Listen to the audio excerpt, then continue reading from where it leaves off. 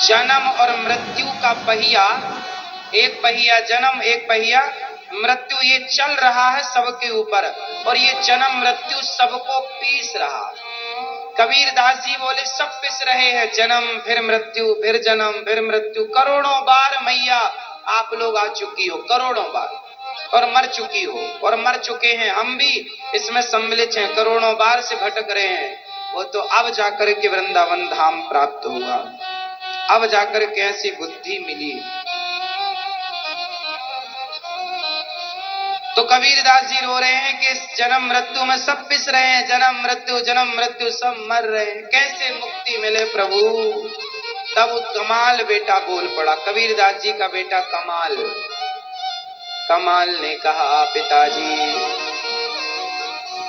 चलती चक्की चलने दे,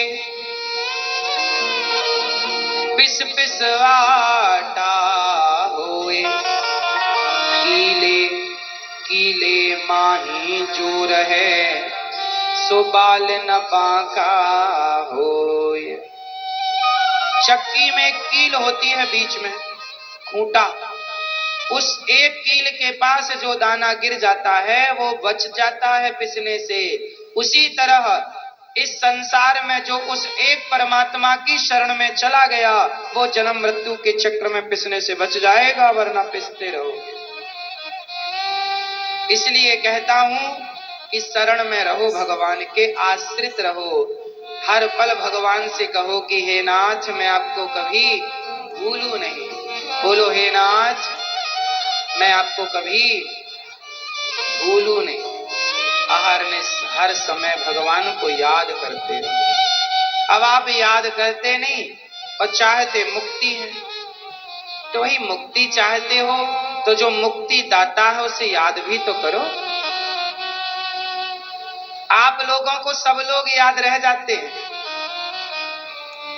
आप लोगों को सब लोग याद रह जाते हैं, केवल भगवान भूल जाते हैं। आपके पास रानी हार है क्या? गले में पहनने का कोई हार वार होगा आपके पास? है ना? किसने दिया था? पति ने दिया, याद है ना? नहीं, पति ने दिया है, ये बात सही है, पति ने दिया। हार है आपके पास, किसने दिया? पति। आपके पास है हार वार गले का? किसने दिया है? किसने दिया? अरे गला वाला छोड़ो, पहले ये बताओ हार किसने दिया है? हस्बैंड ने हंसते हंसते दिया होगा, हस्बैंड है तो।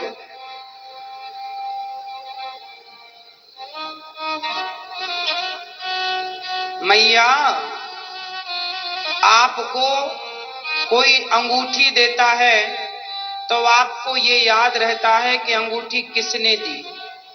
आपको हार कोई दे तो आपको याद रहता है कि हार किसने दिया। लेकिन हार देने वाला तो याद रह गया, अंगूठी देने वाला तो याद रहा, लेकिन जिसने आपको शरीर दिया है वो भूल गया।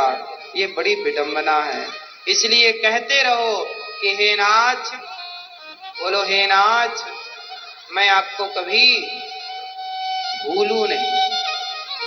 काम करो, पैसा कमाओ, पर भगवान को याद, क्योंकि ये जन्म मृत्यु के चक्र से बचना है तो शरण में जाओ, वरना भरत जी मृग का चिंतन करते मरे तो मृग बन गए।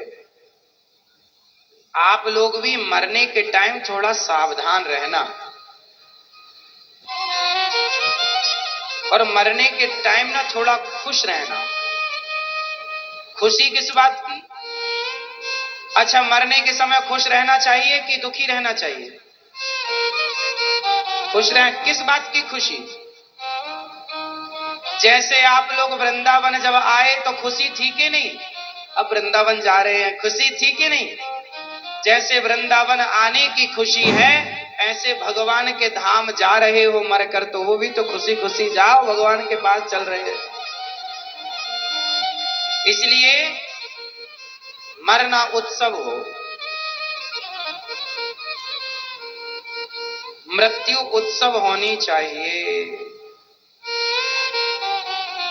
आप लोगों से एक बात मैं हमेशा कहता हूं, फिर दोहराऊं, मरने के टाइम, मरने के पहले आप लोग सबसे नाता रिश्ता तोड़ देना, एक भगवान के भरोसे रहना। और मरते समय ना ज्यादा रिश्तेदारों को दूर रखना, रिश्तेदारों को, परिवार को अपने से।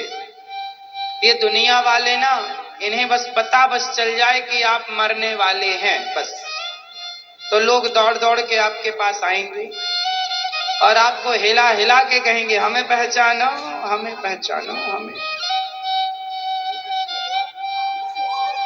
कोई ये ना कहेगा कि भगवान को पहचानो, सब ये कहेंगे हमें पहचानो। क्या करेंगे तुम्हें पहचान के? जब पहचानने के लायक हैं आप, तब वो लोग शकल नहीं दिखाते, और आप मरने लग जाएंगे ना तो लोग पहचान ले लेके आएंगे, हम तुम्हारे ये, हम तुम्हारे वो। बाप जिंदा है तो बेटा पानी नहीं पिलाता, और बाप मरने लग जाए तो बेटा रोता है।